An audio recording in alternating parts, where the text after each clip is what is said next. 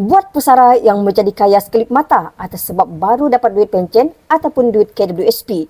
Video ini khas untuk anda kerana saya ingin kongsikan cara untuk anda selamatkan duit anda dari habis begitu sahaja.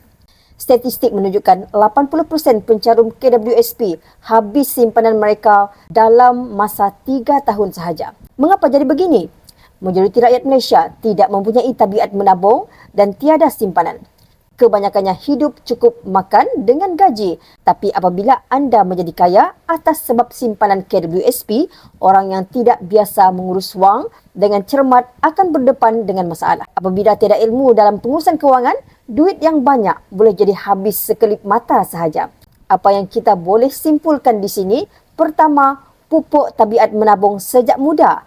Kerana ini sangat membantu anda untuk menguruskan kewangan anda di hari tua dan anda boleh bersara dengan selesa. Yang kedua, bagi yang hampir bersara ataupun sudah pun bersara, cepat-cepat selamatkan duit pencen ataupun KWSP dari habis dalam masa beberapa tahun sahaja. Antara cara simpanan yang selamat dan kalis inflasi adalah simpan dalam bentuk emas fizikal. Bagi yang berminat untuk menyelamatkan sebahagian daripada duit simpanan persaraan dalam bentuk emas fizikal, anda boleh isi borang sign up di bio saya ataupun PM untuk saya bimbing anda dalam cara dan langkah-langkah simpanan emas yang terbaik untuk anda.